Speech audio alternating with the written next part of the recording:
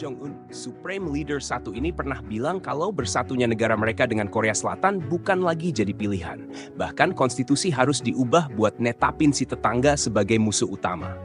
Ya, kedengarannya Korea Utara dan Selatan udah hampir mustahil kebaikan. Tapi ayo kita coba bayangin aja apa jadinya kalau Korea Utara dan Selatan akhirnya bersatu.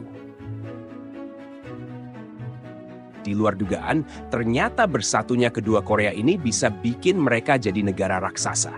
Bahkan dalam suatu laporan dibilang kalau persatuan Korea bisa nyalip negara-negara maju ini dalam cuma beberapa tahun. Katanya gabungan dari potensi kedua negara ini bisa jadi resep sukses mereka. Iya, kedengarannya emang menjanjikan. Tapi kalau gitu kenapa dari awal mereka berpisah? Oke, awalnya Korea itu ada di bawah satu kekaisaran sebelum dijajah Jepang. Sampai akhirnya Perang Dunia, tapi terus dua negara ini ikut campur buat ngakhirin kekuasaan sang negeri matahari terbit di sana. Karena beda ideologi, mereka sepakat buat bagi tugas. Rusia ngurus bagian utara, Amerika ngurus yang selatan. Tapi hasilnya kedua Korea malah jadi punya kepribadian yang beda-beda. Perbedaan ini ditambah adanya perang dingin antara dua negara mantan penjajah mereka, bikin yang satu pengen nguasain yang lain. Akhirnya, perang saudara muncul, berlangsung sengit sampai akhirnya berhenti, walaupun mereka enggak kunjung nemuin kata damai sampai sekarang. Ya, kisah berantemnya emang panjang banget. Tapi kalau persatuan mereka bisa bikin maju, kenapa mereka itu enggak nyoba baikan? Pastinya karena persatuan Korea juga bisa ngebawa banyak banget tantangan. Selain karena ideologi mereka itu beda banget, alasan lainnya adalah karena duit. Biayanya yang dibutuhin buat nyatuin Korea ini bisa nyampai triliunan dolar, setara sama pembangunan 100 IKN-nya Indonesia. Duit segini banyak diperluin karena masih banyak warga korut yang nganggur dan kelaparan. Maka si tetangga harus rela bantuin.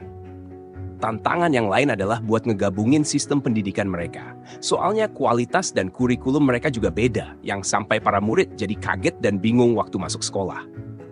Dan meskipun udah nyatu, mungkin aja warganya bakal kesulitan buat saling berbaur karena punya cara hidup yang beda.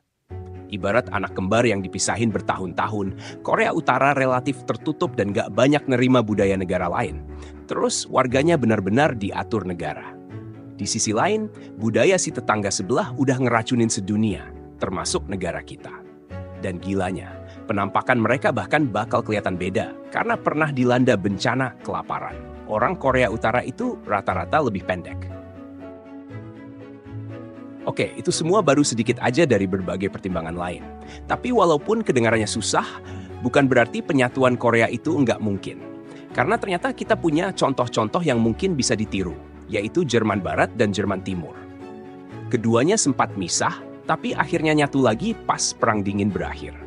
Cuma mungkin perbedaan terbesarnya, Jerman itu nggak sampai ngerasain perang saudara yang waktu kejadian di Korea, sampai nimbulin jutaan korban dan trauma yang panjang.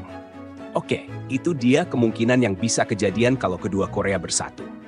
Ya, walaupun banyak tantangannya, suatu survei juga nunjukkan kalau ada orang-orang di sana yang masih pengen Korea bersatu. Jadi gimana menurut kalian? Perlukah Korea Utara dan Korea Selatan buat bergabung? Dan seperti biasa, terima kasih.